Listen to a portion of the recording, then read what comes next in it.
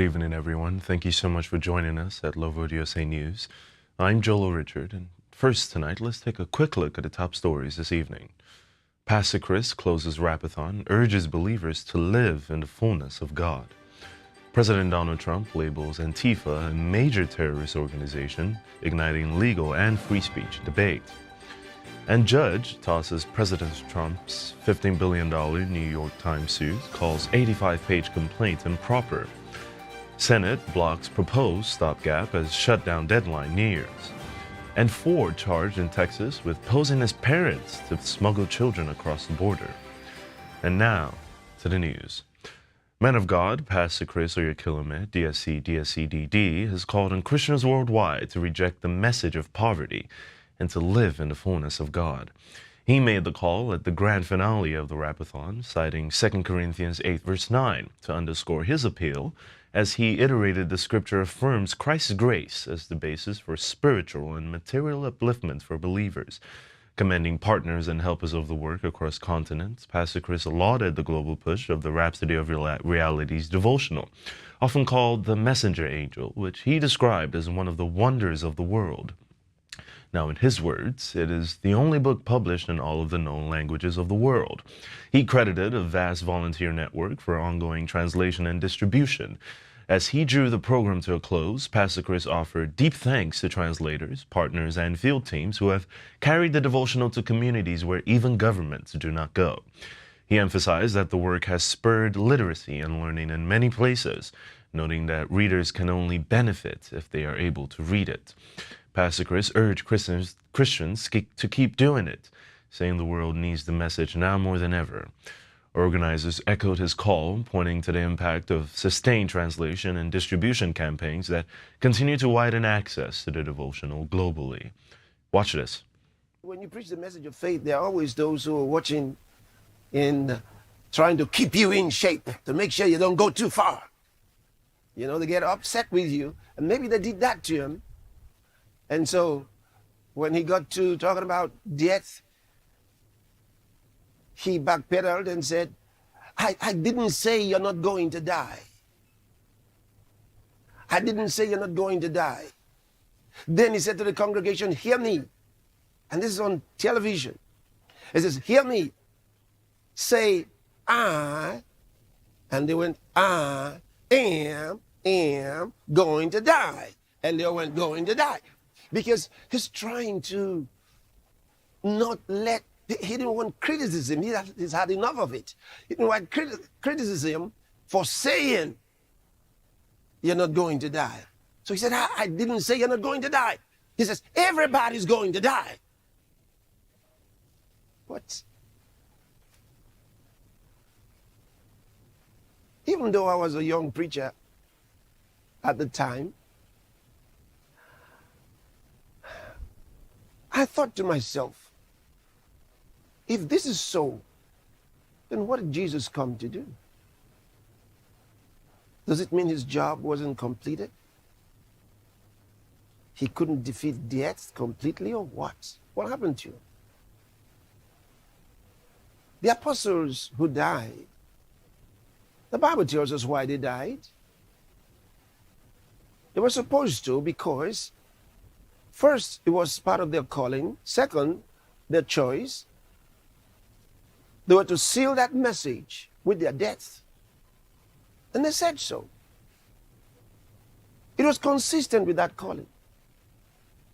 Not because they got old and worn out, because somebody said, well, Pastor Chris, if you get old and worn out, what's supposed to happen? I said, why do you get to wear out? Are you supposed to wear out? You see, many of God's people are afraid about that because they still harbor the fear of death. And the fear of death is one of those things that Jesus came to save you from.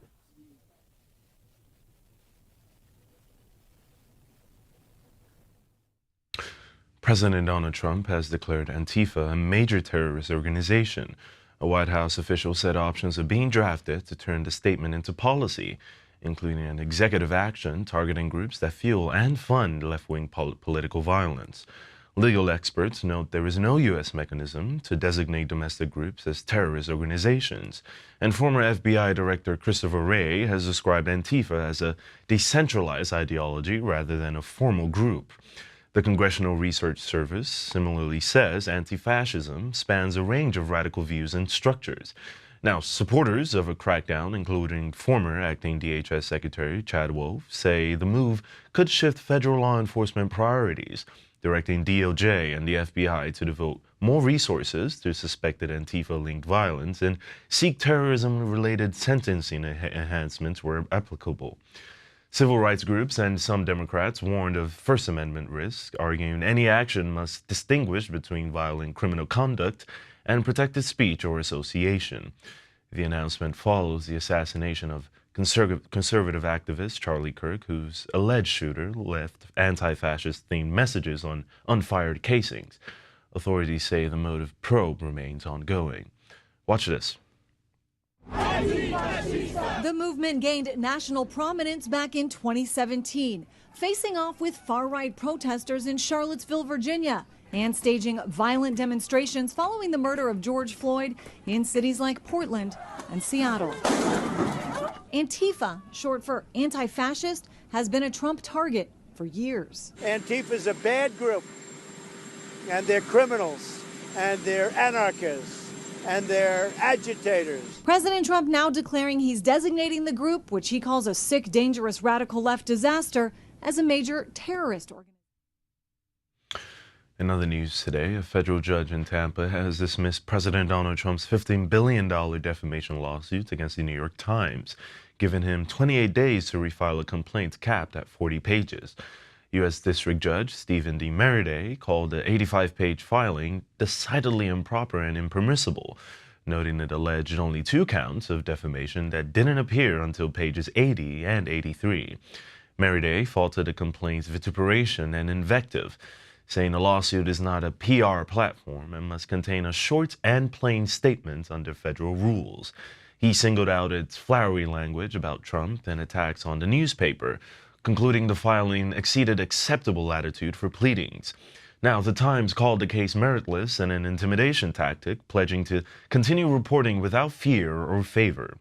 A Trump spokesman said the legal team will proceed in accordance with the judge's direction on logistics. Defendants include the Times, reporters Susan Craig, Russ Butner, Peter Baker, and Michael H. Smith, and Penguin Random House. Now, President Trump's suit accused the Times of decades-long defamation over reporting on The Apprentice, his finances, and taxes, and criticized its 2024 Kamala Harris endorsement. The action follows 8-figure settlements he secured in separate disputes with ABC News and CBS's 60 Minutes.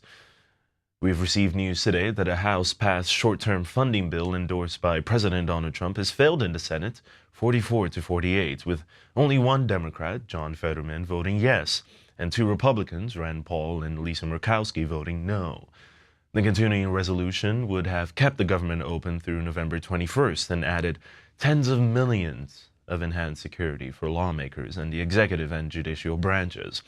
Democrats argue their position was about what the GOP bill omitted, not what it contained, insisting any stopgap address expiring Affordable Care Act premium subsidies and other help provisions now before insurers send October 1st rate notices. Now, their countermeasure, which Republicans blasted as a partisan Trojan horse, sought a permanent extension of the ACA subsidies, reversal of Medicaid cuts tied to President Trump's earlier package, and a clawback related to NPR and PBS funding. Majority Leader John Thune said the House has acted and the president is ready to sign, urging Democrats to take yes for an answer. Minority Leader Chuck Schumer countered that Thune hasn't negotiated in good faith and warned that following President Trump's public demand to cut Democrats out all but guarantees a shutdown given the Senate's need for bipartisan votes. Now, Congress is leaving town for the Rosh Hashanah recess and returns with roughly 2 working days before the September 30th deadline, with each side blaming the other and no agreement on bridging health care demands in a short-term bill. The risk of a partial government shutdown is rising. Watch this. Is serious about these foolish threats. he's felony dumb to let the government shut down, because he's going to own it. The continuing resolution that was sent over by the House, guys, is clean. I mean, completely clean. Yeah. It's nothing new. There's nothing partisan about it. It's just continuing the status quo. There's no reason to vote against that unless you want to play political games. And I'll tell you, not only will this hurt his entire Senate conference, it will hurt the Democrat Party. And I'll tell you what, it probably will guarantee that Virginia will have a Republican governor again. The news will be back after this break. Pastor Chris in 1 Billion Homes Project is all about making sure the voice of our man of God, Pastor Chris Oyakhilome, arrives exactly when someone needs it the most. It's a global campaign to saturate the world with the gospel of our Lord Jesus like never before. The gospel is going to go into places that it never was before, into disciplines and areas that it never was before, and establish a higher way of life. Make a global impact today with your sponsorship of Pastor Chris in 1 Billion Homes Project. For every home you sponsor, you send the gospel where it's never gone. You become the reason someone receives life, a second chance, and finds Jesus. Through the dynamic Pastor Chris in 1 Billion Homes Project, we've been able to expand our global mission, touching more souls, more regions, and producing a wave of powerful testimonies from people whose lives have been forever changed. Your financial support as a Loveworld USA partner is not just generous, it's supernatural power for global impact. Let's keep sending the gospel into every home through the Pastor Chris in 1 Billion Homes Project. Sign up today and sponsor any of the following categories. It's time for you to give the right sacrifice, the right seed, because it's time for you to get the right harvest. You can sponsor Pastor Chris in 1 Billion Homes Project by calling or going on our website now. Sign up to be Pastor Chris in 1 Billion Homes Project partner today. God bless you.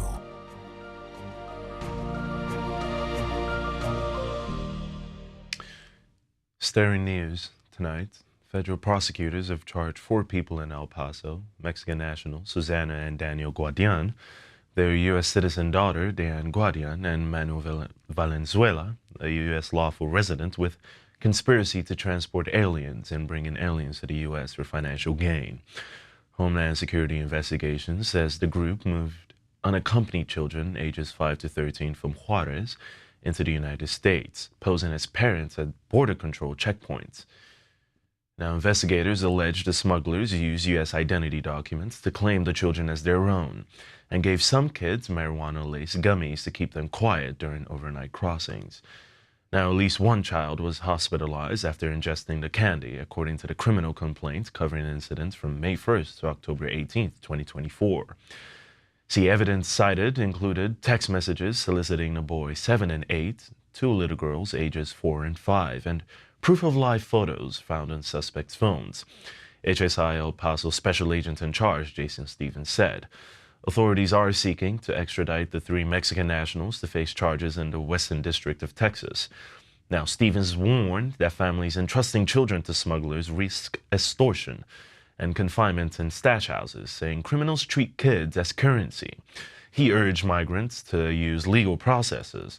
The case comes amid heightened scrutiny of child smuggling. Officials recently highlighted efforts within the Office of Refugee Resettlements to locate unaccompanied minors who have gone missing from the system. Watch this. And 2 Mexican nationals who are still wanted are charged right now in this smuggling scheme. Officials say that they smuggled children as young as 5 to 13 years old from Juarez, Mexico into the U.S. between May 2024 and October 2024. Pictures from court documents show the suspects at Border Patrol checkpoints posing as the children's parents by showing fake U.S. documents. The smugglers are accused of using gummies laced with marijuana to sedate these children. And in at least one case, a child was sent to the hospital. We've seen everything from Benadryl to now these gummies being used to be able to sedate the children. And that way they're less likely to answer questions or provide anything that's going to be inconsistent or contrary to what the smugglers. More news from us today. The Treasury Department and IRS has released proposed regulations detailing President Donald Trump's new no tax on tips deduction and enacted in July. From 2025 through 2028, eligible workers could deduct up to $25,000 in qualified tips each year, with the benefit phasing out once modified adjusted gross income exceeds $150,000. Officials said additional guidance will follow when the rules are finalized. Now, the proposal points to a preliminary list of 68 occupations that customarily and regularly receive tips as of December 31st, 2024. However, jobs classified as specified service trades or businesses, including healthcare, legal, financial services, and performing arts, would be excluded, echoing limits used in the 2017 tax law. Only voluntary tips would qualify. Automatic gratuities or service charges, such as fixed percentages added to large restaurant parties, would not meet the definition of qualified tips and therefore wouldn't be deductible. The $25,000 cap applies per tax return.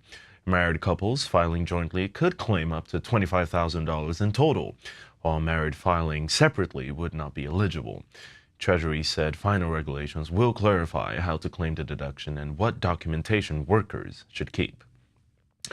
With more news on the Trump administration, Health and Human Services Secretary Robert F. Kennedy Jr.'s revamped Advisory Committee on Immunization Practices has postponed a vote on whether to delay most infants' first hepatitis B shots from within 24 hours of birth to at least 1 month.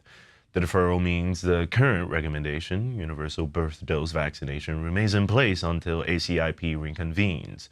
The proposed change would have applied to babies born to mothers who test negative for hepatitis B. Several advisors defended the long-standing birth dose policy introduced in 1991 and credited with driving pediatric hepatitis B to near elimination, warning that delays could increase missed vaccinations and infections. Pediatrician Cody Meisner argued the benefits of the birth dose far outweigh any side effects. Now, others on the panel questioned giving the vaccine at birth, citing safety and evidence concerns. Dr. Robert Malone introduced the motion to postpone, saying a vote would be premature. The panel backed the delay unanimously.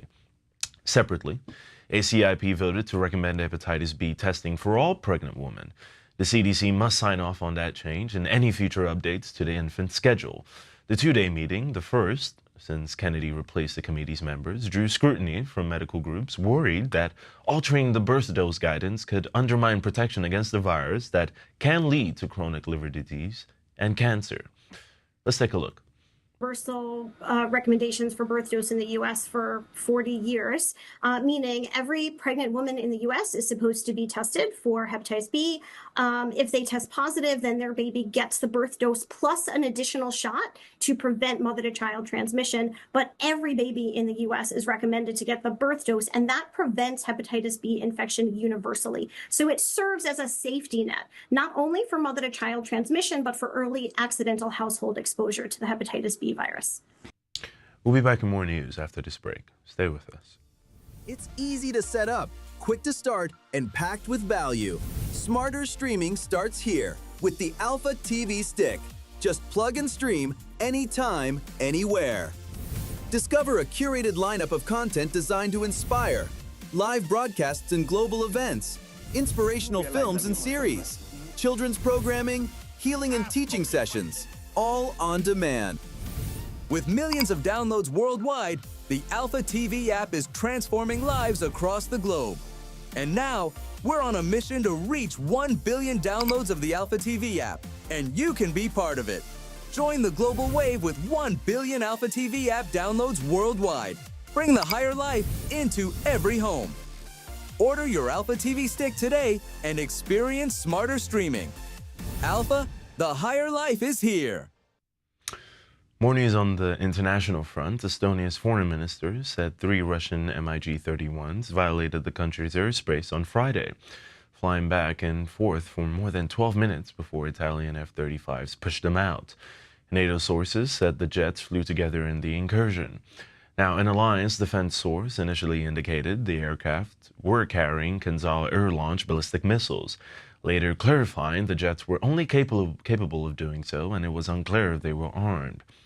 Foreign Minister Margus Shakna called the episode unprecedentedly brazen and urged a swift increase in political and economic pressure on Moscow, noting Russia has already violated Estonia's airspace 4 times this year. Tallinn is considering requesting NATO Article 4 consultations, which allow any member to seek allied talks when it believes its security or territorial integrity is under threat. The mechanism serves as a high-level warning and does not trigger automatic military action. The breach follows Poland's claim days earlier that at least 19 Russian drones crossed into its airspace from Belarus and Ukraine during strikes on Ukraine, prompting airport closures and scrambling of air defenses. Warsaw labeled that incursion an act of aggression and invoked Article 4. Watch this. As soon as you start talking about 3 MiG-21s, these are Foxhound supersonic fighter aircraft, a key part of the Russian Air Force inventory. They're incredibly capable. 12 minutes in Estonian airspace, they will have known that they were there. They will have known exactly what they were doing there. This was pre-planned. This was no mistake. And the challenge, of course, is that for NATO, well, Estonia initially, but then NATO, they were clearly identified. They clearly were not engaged. And I think this will be a real test for the rules of engagement for NATO. But let's be quite clear, unlike the drone incursions earlier, this was premeditated. I operated in the Cold War in Germany. We had a buffer zone there. And believe you me, when you had gone even close to it, people were warning you. So going inside Estonian airspace for 12 minutes is no mistake. In other news, the United States vetoed a UN Security Council resolution demanding an immediate and permanent Gaza ceasefire and the release of hostages, with the other 14 members voting in favor. Washington said the text failed to condemn Hamas or affirm Israel's right to self-defense, calling it performative and warning it legitimized false narratives. Drafted by the Council's 10 elected members, the measure described Gaza's humanitarian situation as catastrophic and urged Israel to lift aid restrictions. Now, Palestinian and Algerian envoys voiced anger and disappointment at the outcome, while Pakistan called the vote, held at the Council's 10,000th meeting, a dark moment. The veto underscores U.S.-Israeli isolation ahead of next week's UN General Assembly, where key U.S. allies are expected to recognize a Palestinian state. The test reiterated demands to free all hostages taken in Hamas's October 7, 2023 attack, and sought to explicitly link a ceasefire to those releases, addressing a past U.S. objection. Now, it came as Israeli forces launched a new ground push in Gaza City aimed at dismantling Hamas's military infrastructure, an operation that could last months. Separately, UN human rights experts last week accused Israel of committing genocide in Gaza, and the General Assembly endorsed a two-state solution. In U.S. polling, about half of Americans now say Israel's response has gone too far, even as overall support, particularly among Republicans, for prioritizing ceasefire talks has softened. Watch this. First, the United States has stressed since this conflict began that Israel has the right to defend itself. This resolution seeks an immediate, unconditional, and permanent ceasefire that would leave Hamas in a position to carry out future October 7th attacks, as it has threatened to do so many times. This resolution draws a dangerous false equivalence between Israel and Hamas. There can be no equating the two, full stop. The hostages in this resolution are a mere afterthought. The United States will never accept this. President Trump will never accept this. He has made clear all 48 hostages must be released now. Now, just before we end the news tonight, let's take a quick look at tomorrow's weather forecast.